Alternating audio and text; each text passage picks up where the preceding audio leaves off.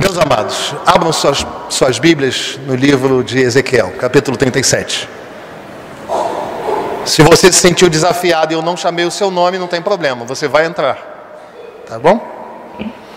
Ezequiel 37. Nós vamos ser breves nesta reflexão. Nós iniciaríamos uma série de sermões hoje, à noite, a partir do livro de Atos, no capítulo 15, e nós prorrogamos o início da série para o próximo domingo, uma vez que nós estamos em um culto em ação de graças, pelo 73º encontro de casais com Cristo, que foi uma bênção.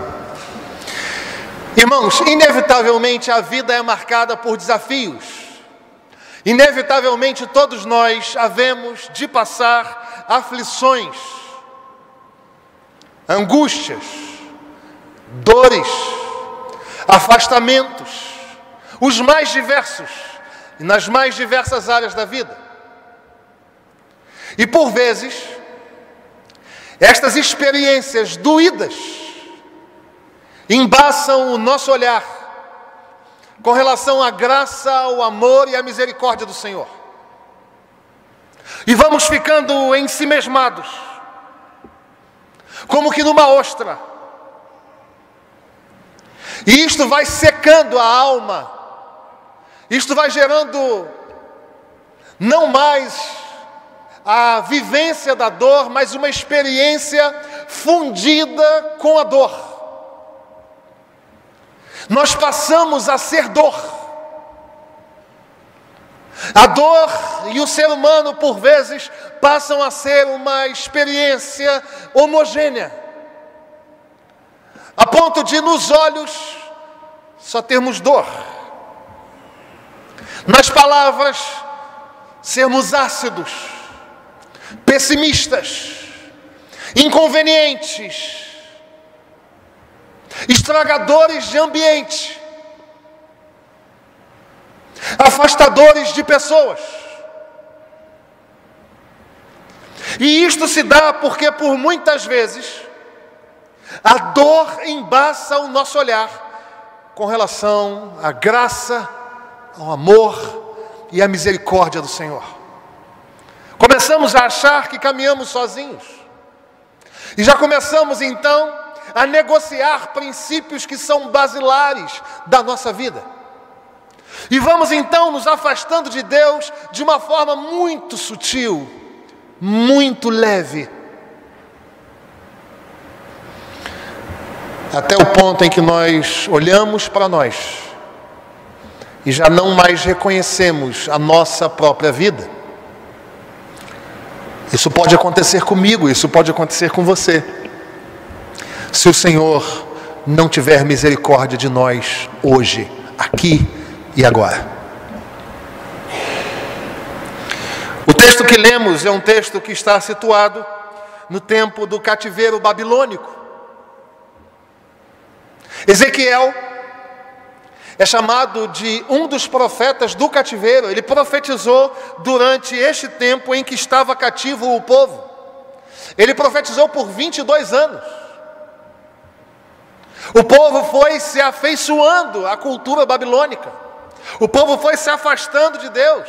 O povo foi se entristecendo e perdendo a perspectiva de que, independentemente do local em que eles estavam, o próprio Deus estava conduzindo, guardando, cuidando e zelando. Ezequiel, então, tem uma palavra duríssima na primeira parte do seu livro. Se você ler lá o livro do profeta Ezequiel, do capítulo 1 até o capítulo 33, você vai ver palavras duríssimas, severíssimas, de juízo. Mas a partir do verso 34, a graça do Senhor se manifesta, o amor do Senhor se manifesta, em palavras doces, de ânimo à casa de Israel. Nós estamos celebrando a Deus pelo 73º encontro de casais com Cristo. Houve um tempo em que a casa de Israel se transformou num vale de ossos sequíssimos. Aquilo que iniciou como uma visão do profeta, o Senhor revela a ele que aquela visão, na verdade, representava, simbolizava, expressava, metaforizava a casa de Israel. E o que eu quero compartilhar com você nessa noite é quando a casa se torna sequíssima. Quando as relações se tornam sequíssimas. Quando as angústias fazem com que os relacionamentos estabelecidos entre pais e filhos, entre irmãos, entre cônjuges, se torna algo da aparência. Se torna algo seco de expressão e de vida. E é sobre isso que eu quero compartilhar com você. Quando a casa se torna um vale de ossos sequíssimos. Eu quero rapidamente olhar para este texto e aprender aquilo que a palavra nos ensina. Porque diante deste vale de ossos, que estava sequíssimo, o Senhor ensina a Ezequiel, que ensina o povo de Deus cativo na Babilônia, e ensina a nós o que devemos fazer. Em primeiro lugar, nós precisamos crer que Deus é poderoso para fazer milagres acontecerem hoje. Se nós olharmos com atenção para o verso 3, nós vamos ver a pergunta do Senhor ao profeta. O Espírito leva o profeta a um vale que estava cheio de ossos, e diante deste cenário, o Espírito pergunta ao profeta: então me perguntou o filho do homem, acaso poderão reviver estes ossos? Ao que o profeta Ezequiel respondeu: Senhor, tu o sabes. Diante do cenário sequíssimo, de ossos expostos e dispersos num cenário, o Senhor pergunta ao profeta: é possível reverter esse quadro? E o profeta diz: Senhor, tu o sabes. Em outras palavras, o profeta estava dizendo para o Senhor: Senhor, eu creio que se o Senhor quiser, algo sobrenatural acontecerá e transformações surgirão diante dos meus olhos aqui. O próprio Senhor vai dizer em João capítulo 11, no verso 40, que se nós crermos, nós veremos a glória de Deus, e se nós cremos, nós conseguimos ver a glória de Deus. Então, se a casa é um vale de ossos sequíssimos, e a pergunta feita pelo Senhor ao seu coração, acaso pode reviver? O que deve marcar a minha alma e a sua alma é uma postura de crer que Ele é poderoso para fazer milagres hoje, aqui e agora. De modo que eu não sei como anda a sua casa. Mesmo você que foi trabalhar no encontro como um encontreiro, seja você que foi receber o encontro e era encontrista e agora também é um encontreiro, o encontro acabou. E talvez voltando para a realidade da sua vida, para a jornada diária da sua semana, sem que haja as pessoas do encontro servindo você,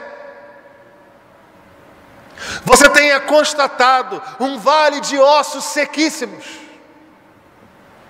algo que aparentemente não tem conserto, não tem volta, não tem retorno. E a palavra do Senhor ao seu coração, nessa noite, por meio da palavra de Deus, é: acaso pode esta casa voltar a viver? Ao que o Senhor nos ensina, que o que cabe a mim e a você é crer que Ele pode. É crer que Ele pode. Todos nós passamos por altos e baixos na vida, por vezes derrotas, frustrações. Às vezes estamos lá em cima, às vezes estamos lá embaixo. Mas nós precisamos compreender que a presença do Senhor se faz na minha vida e na sua, na minha casa e na sua, a cuidar dos meus filhos e dos seus. Nós podemos crer no poder do Senhor, que é sobre todo nome.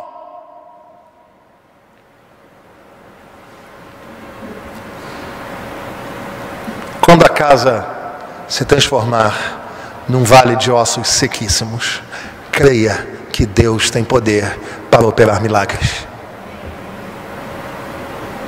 Clame.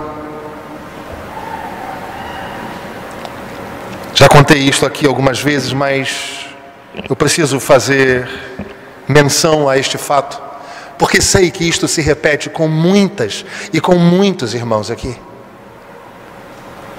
Muitas vezes, acordei à noite sentindo uma presença. E quando eu abri os olhos assim, de rabo de olho, eu vi as mãos da minha mãe, eu vi as mãos do meu pai, clamando a Deus, intercedendo ao Senhor por mim. O filho está com o coração frio, interceda ao Senhor. O marido ainda não se converteu. Quando ele estiver dormindo, coloca a mão na mente dele, no coração dele. Senhor, em nome de Jesus, converte meu marido. Se a esposa não é convertida, de igual modo. Se os netos caminham longe da fé, creia que o Senhor tem poder para resgatá-los. Ele é poderoso. Segundo lugar, quando a casa se transforma num vale de ossos sequíssimos. Em primeiro lugar, crer que Ele é poderoso para fazer milagres. Mas em segundo lugar, obedecer a palavra sem nenhuma objeção. E o verso 4 diz assim: disse-me ele, profetiza a estes ossos, e dize-lhes, ossos secos, ouvi a palavra do Senhor. E o verso 5, assim diz o Senhor Deus a estes ossos, eis que farei entrar o Espírito em vós, e vivereis. E o verso 7, então profetizei segundo me for ordenado, E enquanto eu profetizava, houve um ruído, um barulho de ossos que batiam contra ossos, e se ajuntavam cada osso ao seu osso. Se num primeiro momento há uma necessidade de crer no poder de Deus, num segundo momento há a necessidade de obedecer integralmente a sua palavra, sem objeção, sem questionamentos, sem murmuração. Uma vez que nós cremos na atuação poderosa, miraculosa do Senhor, então nós podemos caminhar sobre a sua palavra, confiados, fundamentados, edificados na sua palavra, obedecendo a sua palavra. O que acontece, irmãos, é que por muitas vezes nós somos confrontados entre o que queremos fazer e aquilo que a palavra nos manda fazer. E ficamos como que a duvidar. Mas Senhor, se eu fizer o que o Senhor está mandando, eu vou passar por bobo. Se eu fizer o que o Senhor está mandando, eu vou passar por religioso. Se eu fizer o que o Senhor está mandando, eu vou ser estereotipado. Então eu vou fazer aquilo que o meu coração me manda fazer. E a palavra do Senhor nunca mandou você e eu seguirmos o nosso próprio coração. Aliás, a palavra do Senhor fala que o nosso coração é enganoso. A palavra do Senhor fala que o nosso coração trilha caminhos de morte. Então, entre o seu coração e a palavra, obedeça a palavra.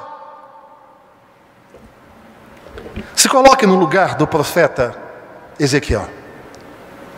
O Senhor te leva a um lugar, muito provavelmente, um pós-guerra. Exército deitado, ossos e mais ossos.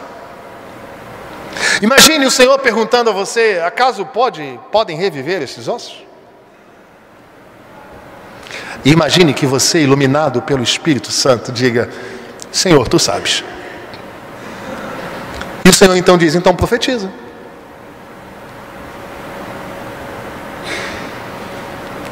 Não é simples, irmão. Obedecer não é simples. Como dizia Kierkegaard, obedecer é um salto no escuro. No entanto, nós saltamos no escuro, sabendo que as mãos do Senhor estão lá embaixo, aguardando a gente, caindo nas suas santas e poderosas mãos. Obedeça. Portanto, se a sua casa se transformou num vale de ossos sequíssimos, obedeça a palavra. Se a relação é com o cônjuge, leia, por exemplo, Efésios 5 e obedeça a palavra. Ame a mulher como Cristo amou a igreja. Se entregou e santificou a vida dela. Faça isso. Obedeça a palavra. Minha irmã, seja submissa ao seu marido como ao Senhor.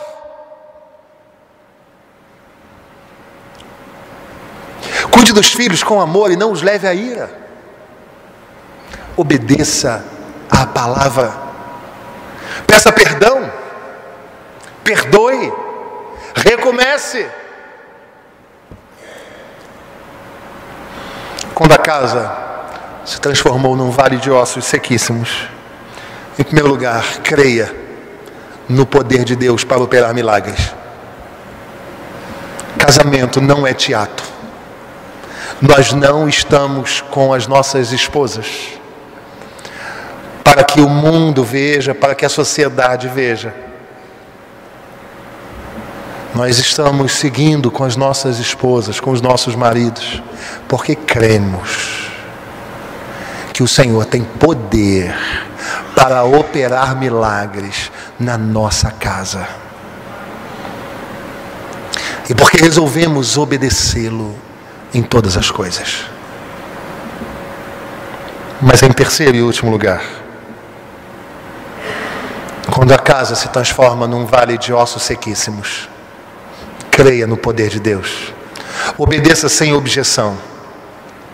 E profetize o que Ele mandar. O verso 7 diz assim: então profetizei segundo tudo que me fora ordenado. É do jeito de Deus. É a palavra de Deus. Não é acrescentando nem tirando nada. É aquilo que o Senhor quer que você fale.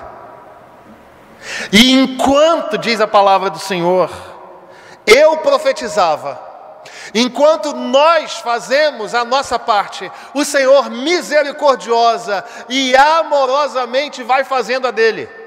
O Senhor não é sujeito à nossa vontade, não é isto que o pastor está dizendo. O que o pastor está dizendo é que quando o Senhor nos manda e nós atuamos no lugar em que Ele quer que nós atuemos, Ele também faz a parte dele. Não foi depois da profecia de Ezequiel que alguma coisa começou a acontecer, foi no enquanto, foi no durante, foi na experiência com o Senhor.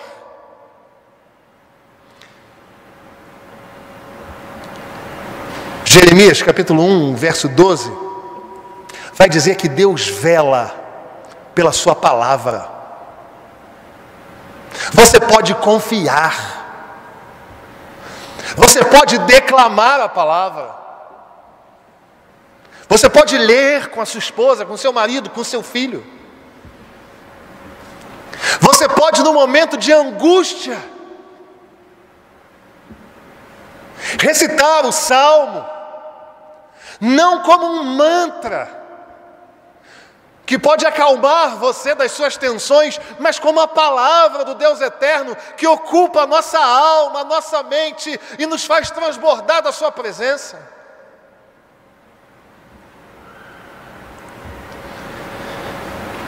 Eu quero desafiar você a profetizar vida na sua casa.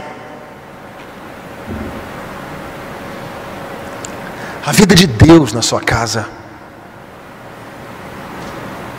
A vida vida de Deus para os seus irmãos, a vida de Deus para os seus pais, a vida de Deus para os seus filhos, para os seus cônjuges. Porque o que nos diz a palavra é que enquanto Ezequiel profetizava, ordenadamente, porque o Senhor é o Deus da ordem, não existem problemas identitários, no sentido de quem faz o quê e quem exerce o quê, quando nós cremos e quando nós obedecemos. E aí cada osso se junta ao seu osso ordenadamente. E o Senhor fala: profetiza ao Espírito, para que haja vida. Sim, irmãos, existe a possibilidade de haver pessoas de pé, respirando com o coração batendo, e ainda assim estarem mortas. Vida só em Jesus. Vida somente pelo Espírito de Deus. E diz a palavra do Senhor que assim como aconteceu. O verso 11, verso 10 diz assim: profetizei como ele ordenara, e o Espírito entrou neles, e viveram, e se puseram de pé, um exército sobremodo numeroso. Eu quero encerrar dizendo então que, se a sua casa é como a casa de Israel, lá o contexto era de nação, e nós aplicamos ao contexto de família. Se há alguém, ou se há um contexto de vale de ossos sequíssimos, creia no poder do Senhor, obedeça integralmente a sua palavra e profetiza na tua casa a vida de Deus, a fim de que o Espírito transforme aquilo que era um cenário de cemitério caótico num exército de pessoas de pé, vivas, edificadas pelo Senhor. Que Deus assim nos abençoe, e que assim Ele faça na minha casa e na sua casa, para a glória de Jesus. Feche seus olhos, vamos orar. Senhor, nosso Deus e nosso Pai, nós glorificamos o Teu nome pela Tua palavra, e porque o Senhor apresenta para nós a única possibilidade de ter vida em nossa casa. Então nós pedimos em nome de Jesus, nos faz crer, nos faz obedecer e nos faz profetizar. E que seja assim, para que a nossa vida expresse a Tua vida, para que a nossa família expresse a Tua presença, e para que a nossa igreja seja fortalecida pelo Senhor. É a nossa oração, em nome de Jesus. Amém.